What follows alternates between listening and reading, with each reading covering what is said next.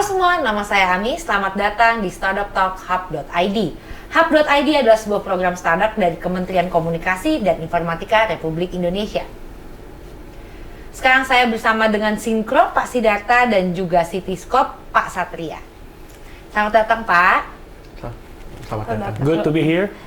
Yes, good to be here. Jangan nervous dong, Pak. Enggak, nervous ada dia. Oke, baik. Mungkin sebelum kita mulai acara, aku lebih pengen tahu dulu nih tentang diri masing-masing dan produk masing-masing. Jadi mungkin bisa dimulai dulu dari Pak Satria tentang Cityscope-nya. Oke, halo semua. Saya Satria dari Cityscope, asal dari Bandung. Umur saya sekarang 28 tahun. Dan sekarang sedang menjabat sebagai CEO dari Cityscope. Cityscope sendiri adalah sebuah startup yang bergerak di bidang kesehatan dengan tujuan untuk menghubungkan silo-silo data di fasilitas-fasilitas kesehatan di seluruh Indonesia. Oke, baik. Terima kasih, Pak. Kalau begitu bisa dilanjutkan dengan Pak Sidarta mungkin mau penjelasannya. Nama saya Sidarta, mewakili tim Syncro dari Jakarta. Produk kami adalah data platform untuk integrasi dan kebetulan kami banyak membantu klien-klien kami di healthcare dan telemedicine dan juga beberapa vertikal yang lain. Begitu dari saya. Oke, baik. Terima kasih atas penjelasannya. Mungkin kita langsung aja ke session question and answer-nya ya. Sure. Oke, kalau begitu. Mungkin gini, aku mungkin lebih pengen tanya asal-muasal dari ide kalian untuk membuat produk ini tuh apa sih sebenarnya? Mungkin bisa dimulai dulu dari Bapak.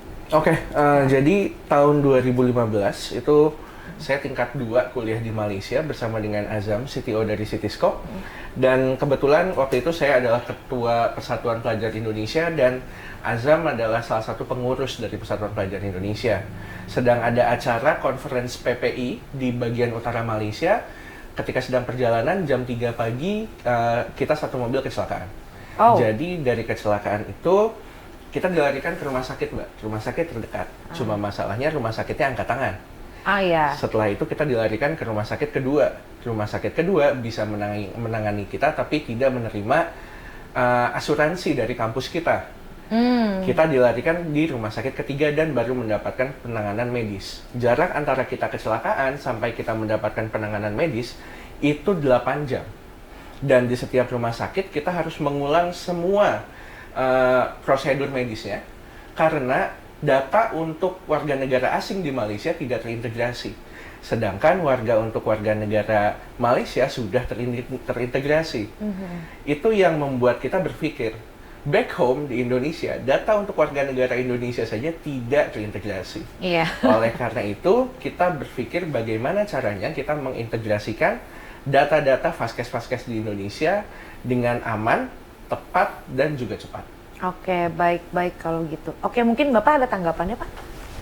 Wah, untung kita bisa ketemu ya dan bisa bantu teman-teman yang mungkin butuh untuk healthcare juga. Betul, ya. Pak. Saya yakin yang kasus seperti ini banyak sekali di Indonesia. Jadi kita bisa sama-sama maju untuk Indonesia yang lebih baik mungkin ya, Pak ya. Siap. Tapi apakah mungkin apakah possible untuk klinik-klinik yang kecil? Karena kan gini, saya melihat kalau di Indonesia itu kan ada rumah sakit, ada puskesmas, sejenis puskesmas, dan juga ada klinik-klinik kecil gitu loh yang di ruko-ruko gitu. Apakah memungkinkan untuk punya satu sistem integrasi di semua fasilitas? Betul. Jadi menurut saya mungkin sama, Pak Sidarta juga. Pertanyaannya adalah bukan menggunakan sistem front end yang sama, tapi ketika datanya sudah dimasukkan dari depan, bagaimana kita menyatukan itu di belakang. Mungkin rumah sakit bisa menggunakan Syncro, bisa menggunakan Cityscope, telekonsultasi juga, tapi tentu saja tidak menutup klinik-klinik kecil yang di pinggir jalan untuk digitalisasi juga.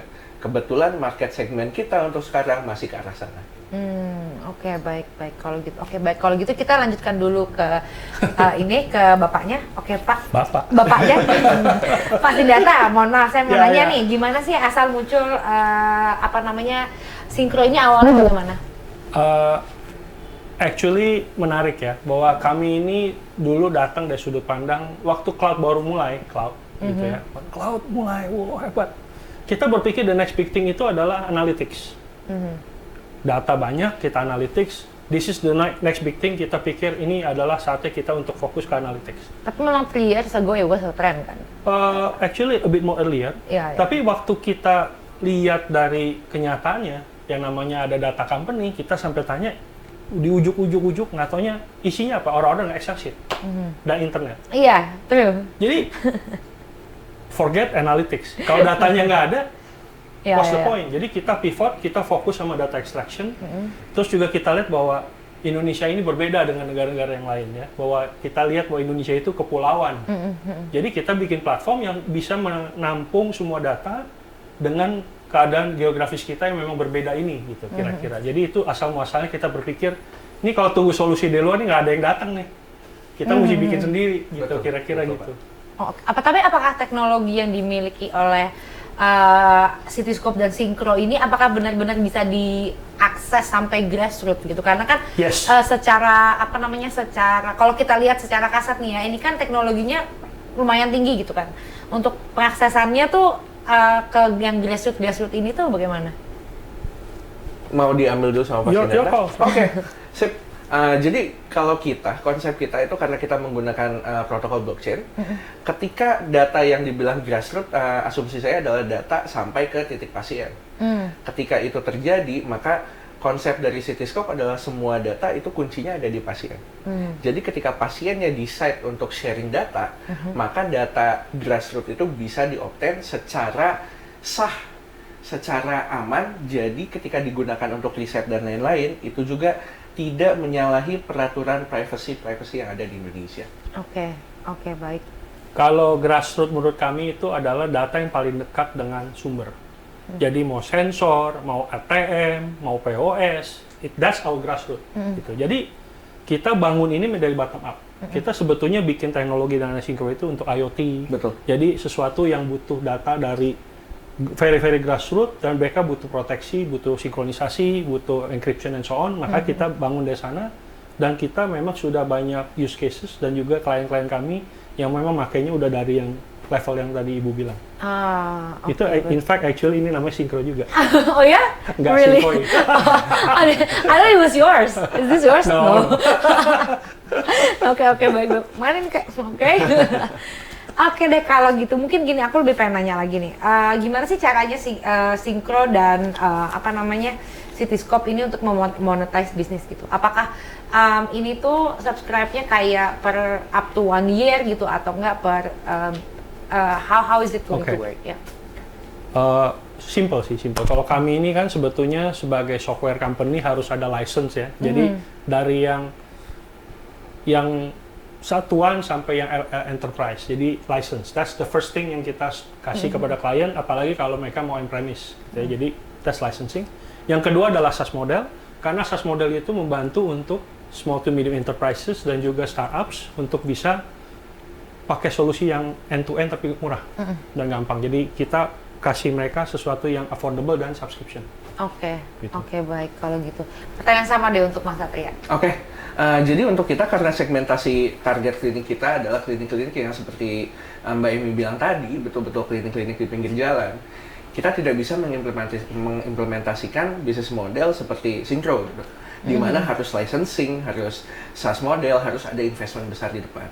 Jadi kalau misalnya Pak Sindeta itu membantu big fishes, kita mungkin lebih membantu small fishes on the sea, di mana kita memperkenalkan bisnis model di mana mereka bisa menggunakan sistem kita secara gratis, akan tetapi akan ada administration fee yang kita tambahkan ke tagihannya pasien gitu. And it is a very small amount, jadi berdasarkan apa yang kita lakukan, pasien pun tidak sadar bahwa ada penambahan di administration fee. Jadi, gitu. Jadi tetap ada penambahan fee, tapi untuk implementasinya kosong. Oh, 0 rupiah. Oke, baik kalau gitu. Mungkin aku mau nanya lagi satu lagi nih mungkin. Itu bukan attacking ya Pak ya? No. Iya. So are you guys potentially having a partnership after this? We are. Yes. Really? Yes. Ya. Ini ketemunya baru sekarang atau? Baru sekarang. Do you wanna know? Do you really wanna know? Oke, jadi untuk partnership sama Syncro sendiri, kita lihat adalah Syncro membantu startup health tech yang lain gitu. Ya. And it is a pretty big one. Dan kita juga membantu the small fishes, again, klinik-klinik yang kecil gitu. Bayangkan ketika Mbak Emi melakukan telekonsultasi dengan a big healthcare startup di Indonesia, data-data Mbak Emi dari klinik kecantikan, klinik pinggir jalan itu bisa ditampilkan juga gitu. Oke. Dan untuk penyambungannya berarti tidak sulit ya Pak ya, kita bisa API free, betul-betul API free ya. Any way you want. Yes. That's probably a good idea That's ya. the beauty of Hub ID. Alright then. Oke, sebentar. Aku mau nanya satu lagi. Mungkin gini, mungkin kalau misalkan aku mau bahas nih soal tantangan. Mungkin ada beberapa kompetitor lah. Ada beberapa bisnis yang memang sama-sama mirip-mirip dengan apa yang both of you have gitu kan. Kira-kira apakah bagaimana sih kalian menghadapi masalah ini? Dan sebenarnya masalahnya itu apa sih? Gitu. Oke, please Pak. Sebetulnya kalau dari kami, tantangan yang utama itu adalah dari middle management, bukan dari kompetitor antar produk. Karena integrasi itu orang bilang adalah sesuatu yang mudah, tapi coba aja jalani sendiri. Umumnya itu sulit. Tapi middle manager selalu bilang, saya juga bisa. Nah, kalau nggak percaya, startup yang besar aja sampai divisi namanya Chief Integration. Gitu. Jadi, kita sebetulnya disukai oleh business owner, oleh chief level, itu banyak yang suka. Jadi kalau kompetisi dengan startup yang lain itu mungkin nggak seperti itu, tapi lebih pada competing dengan middle manager yang merasa mereka juga bisa. Gitu. Oh, iya, Jadi iya. lebih ke sana sih kalau Mereka merasa kalau teknologi seperti ini sebenarnya bisa dikembangkan sendiri gitu. Iya, kita selalu bilang, why you want to build a kitchen for garlic bread? Why you can just buy garlic bread for your restaurant? Oh iya. Right? That's actually wasting a lot of time kan, gitu. Jadi kita fokus growth daripada bisnis supaya bisa grow, mau dari rumah sakit, mau dari healthcare, mau dari banks and so on. Karena kita lihat deployment itu perlu cepat, bukan kita perlu diskusi. Betul. Gitu. Jadi gitu sih dari saya. Oke, baik. Bapak ada tanggapan? Oke, sama sih sebetulnya. Ada beberapa rumah sakit yang ketika kita ngobrol sama mereka, oke nih menarik, direksinya bilang menarik, begitu dilempar ke ketua IT-nya, bilang, wah kayak seperti ini kita bisa bikin sendiri gitu. Jadi that's creating a competitor from inside the organization. Yes. So I think that's the minus part of our businesses. Tapi sedangkan direct kompetitor kita tidak bicara, misalkan kita seperti aplikasi dua ride hailing yang terkenal di Indonesia gitu ya, directly competing tidak. Tapi kalau bicara tentang data integration dari apalagi dari fast case yang sangat banyak, dari data entry yang sangat banyak, itu sebetulnya tidak directly competing, Mbak. Jadi ketika saya lihat pitch deck-nya Synchro, apa yang ada di pikiran saya adalah ini harus kita kalahkan, bukan seperti itu gitu. Tapi bagaimana caranya kita masuk ke sistemnya mereka supaya rumah sakit yang sudah menggunakan Synchro datanya bisa nyambung ke kita. Rumah sakit yang sudah menggunakan kita, datanya bisa nyambung ke Synchro. Oke. So I think that's a really new perspective in this era, di mana I think customer-nya cukup banyak ya Pak ya untuk kita makan bersama. Yes, actually itu benar sekali bahwa sebetulnya antar startup itu yang ada adalah merapatkan barisan. We're not competing with each other karena marketnya begitu besar. Tapi justru kita berusaha sharing the cake yang so big, di mana sendirian pun kita nggak bisa. Jadi kita sebetulnya kolaborasi adalah the new thing mungkin ya. Yes, and the challenge is how to connect the eaten cakes. Bagaimana caranya kita menghubungkan fasilitas kesehatan yang sudah digabung ke masing-masing startup. Kalau aku boleh nanya nih, sebenarnya both of you tuh sudah ada berapa lama sih produknya? If I may ask. Kalau kita incorporated tuh 2016 kita, tapi produknya sudah didesain cukup lama, jadi iterasi. Terus kita berpikir, why not now? Gitu kan? Why not now? Gitu. Iya, karena trennya juga lagi ada sekarang gitu kan. Iya, the timing is right. Gitu ya, kan? jadi kalau nggak sekarang terus kapan? Iya. Gitu. Jadi ya couple of years. Iya. Kalau Cityscope sendiri kita co-founder full time di 2019, incorporated di 2020. Sebenarnya still very young.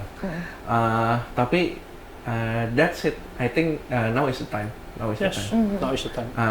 Fun fact, aku baru aja pagi ini jadi startup tamu di sebuah kampus di Bandung, dan jadi mereka menganalisa bisnis aku sendiri gitu. And then what happened was they said this is not the time for blockchain yet.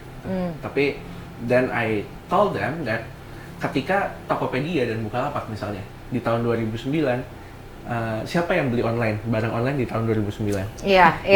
No worries. Great innovation came before the time. Tapi dulu ada platform yang pertama banget itu kan belinya di forum. Belinya di forum. Yes, Yes. I know that. Belinya di forum, right? I know that. Yes. Ya. Jadi ya, I think that's the answer ya Pak ya. In a way, memang timing is everything. Yeah. Ada orang bilang bahwa mendingan early dibandingkan telat, tapi it depends on perspective. Kalau Yes, early yes, kadang-kadang exactly. we are lonely gitu. Iya. Iya, kayak nggak ada gitu Iya, kan. tapi Kayak, Mungkin kalau udah ada Sintro kan Cityscope. bisa aja di siap. you guys are good together, I Iya. think ya. You guys need to work together, I think so. Gini, selama perjalanan kalian membangun di startup itu dari awal sampai udah berapa banyak user yang udah di-acquire? Dan mungkin untuk nge-acquire user-user ini nih gimana sih? Apa susahnya gitu? Mungkin ada kayak karena mereka nggak tech savvy lah, nggak apalah. Mungkin ada beberapa sedikit cerita yang bisa diceritain sama kita. Oke. Selain blockchain-nya, kita mengembangkan front end-nya juga, Mbak. Sistem informasi manajemen klinik, dan juga ada sistem aplikasi untuk dokter memasuki menginput rekam medisnya. Oke. Di situ kita menemukan masalah di mana dokter-dokter yang kolonial ya, bukan dokter-dokter milenial ya. Dokter-dokter yang kolonial ini mempunyai masalah ketika mereka disuruh memasukkan sesuatu ke komputernya mereka. Oh iya, it Yes. happened to be a lot. Ya. Sampai ada tahap di mana dokter kita itu setiap praktek, karena dia saking gak maunya memasukkan data digital, jadi dia ada suster di sebelahnya yang Input. ya laptopnya diletakkan di atas tray yang untuk kirim makanan. Jadi ketika dia melakukan rounds untuk pasien rawat inap, itu sambil input data, nanti dokternya ngasih tahu ini gitu. Jadi Iya. it's really a challenge to actually fit ke user experience-nya si dokter ini gitu. Kalau buat kita challenge-nya di situ. And then after the input point oleh dokter sendiri ke belakangnya, it's quite seamless for us. Jadi masalahnya adalah di entry point-nya itu. Oke. Kalau Bapak gimana Pak? Mungkin ada yang seru gitu Pak, bisa ceritain dong kita Pak. Nggak ada yang seru-seru banget sih, tapi cukup unik lah ya maksudnya. Kita ini selalu belajar bahwa Indonesia itu berbeda. Dan kita lihat klien kita pun pakai tesisnya mereka bilang, oh kita pakai teknologi kita dengan tablet paling baru, kita kasih ke semua apotek, atau let's say kita pakai teknologi dari luar, kita masukin bisa.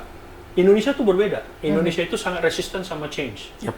They really hate change. Yep. Itu mereka tribalism. Mereka nggak mau berubah, yang penting nih teritorialnya dia.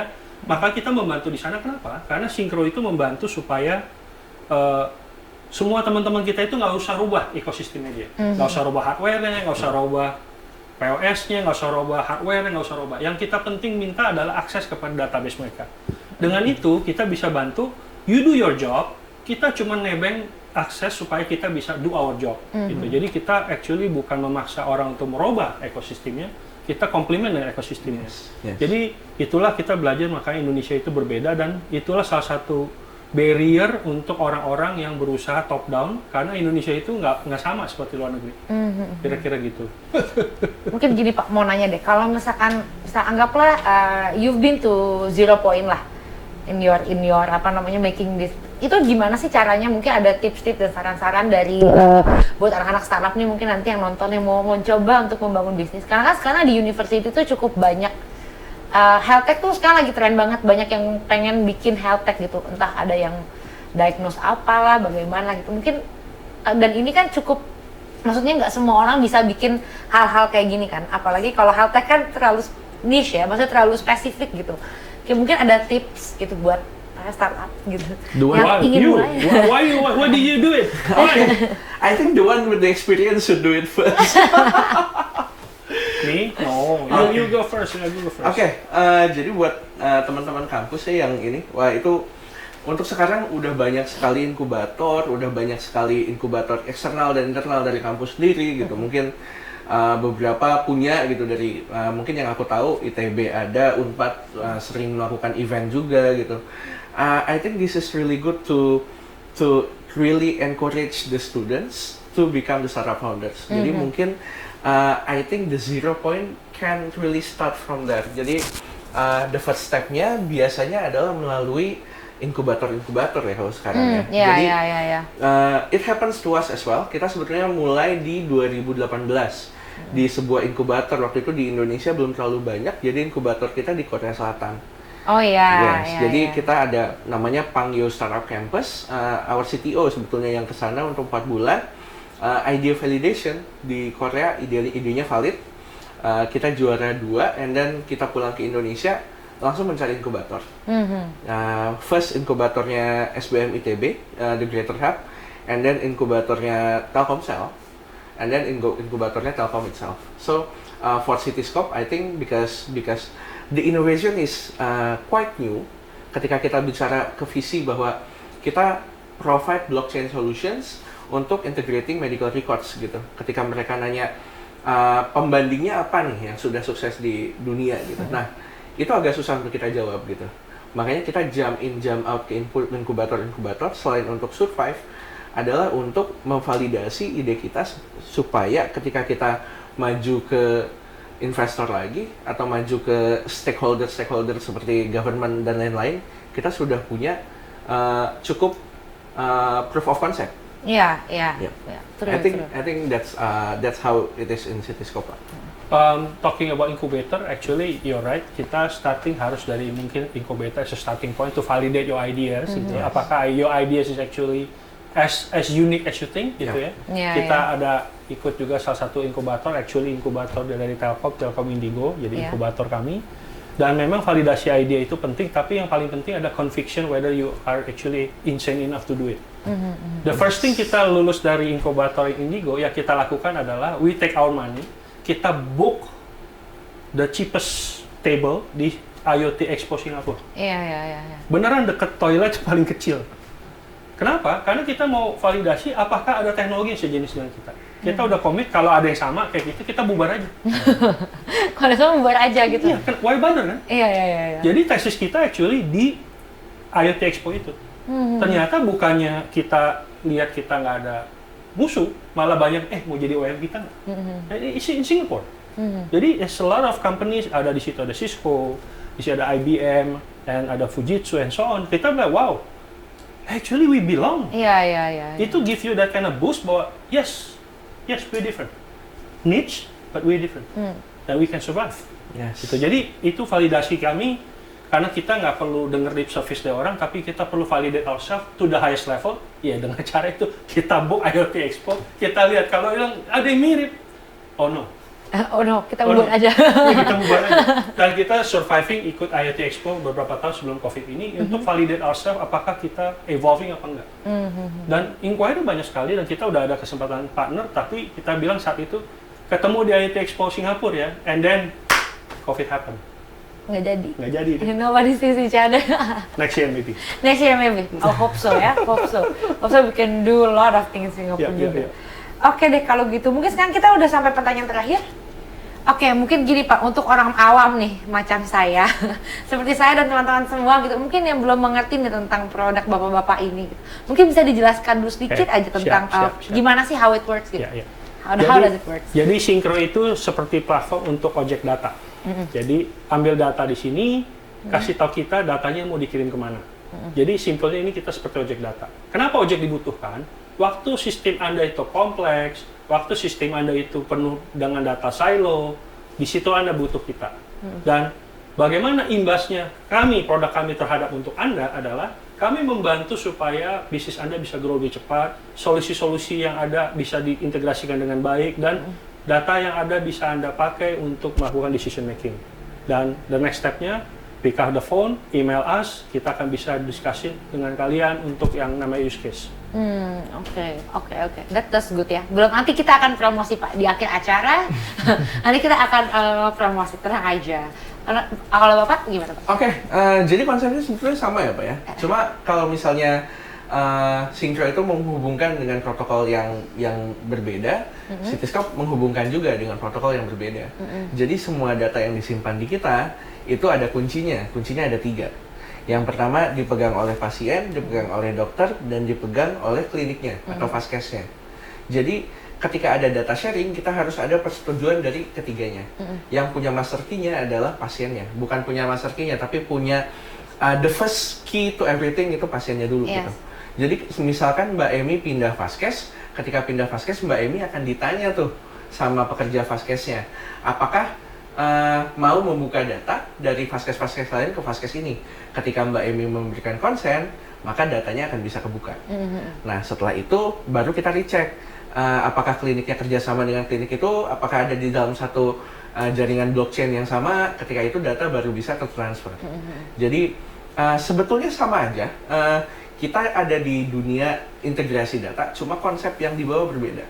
Jadi ketika, let's say, suatu research body, let's say Universitas Padjadjaran sedang melakukan riset tentang TBC, let's say, dan dia perlu data dari blockchain-nya Cityscope. Karena Cityscope tahu nih, ketika Unpad bilang TBC, Cityscope tahu siapa saja yang punya TBC. Let's say pasien A, B, C punya TBC. And then we can give notification to them via SMS ataupun via aplikasi kita. Untuk nantinya pasien itu memberikan clearance. Apakah mereka mau buka data dan berpartisipasi kepada risetnya Unpad, let's say. Kalau misalnya mereka mau berpartisipasi, maka akan ada research grant dari Unpad yang kita kontribusikan kepada mereka. So we work like Tinder. Tinder for data researcher and data owner. Oh, okay, that's interesting. Nah, dan untuk dokter ke dokter, kita bekerja sebagai Slack, di mana dokter bisa ngobrol tentang pasien dengan dokter lainnya melalui rekam medis. Kenapa kamu ngasih obat ini? Kenapa kamu ngasih asesmen ini? The one process that previously is done using a piece of paper, yang biasanya tidak ada komunikasi balik, itu bisa langsung ada komunikasi balik di antara dokter dan dokter. So that's Cityscope in general and for the patient. Oke, baik kalau gitu. Oke, ini mungkin pertanyaan yang terakhir nih. Aku mau nanya, mungkin plan kedepannya apa setelah HAP-ID ini? Kan setelah ikut HAP-ID ini it's not a goodbye of course, tapi mungkin akan agak lebih susah, sedikit lebih sulit untuk bertemu gitu. Mungkin ada plan kedepannya? Yep.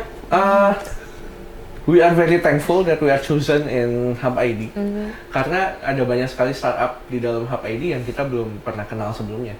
Mungkin several kita udah pernah tahu karena ada di satu komunitas yang sama. Tapi di Jakarta punya Syncro, who knows?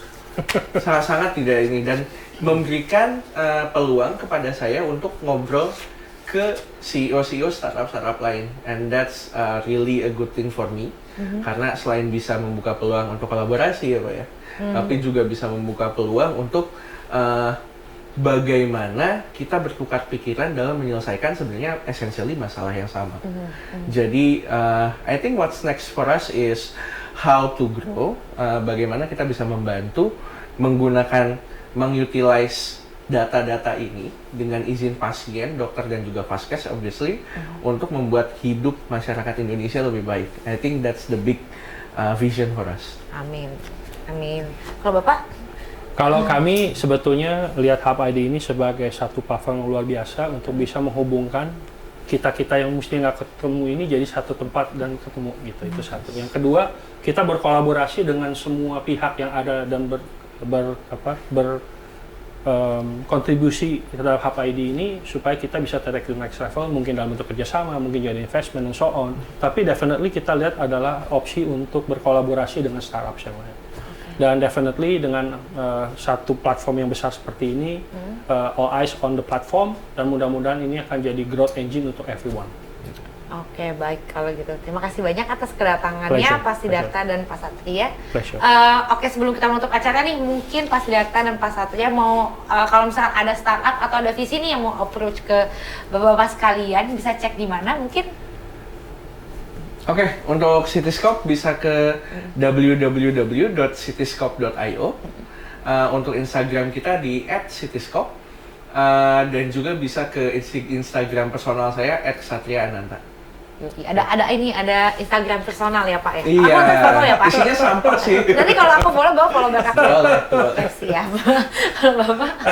Kalau dari kami, please check out www.syncro.co.id atau juga bisa ke Instagram kami, syncro.jkt gitu ya, karena itu isinya untuk sosial media untuk kita berkolaborasi, atau we can ask HAP-ID to contact us. That's also.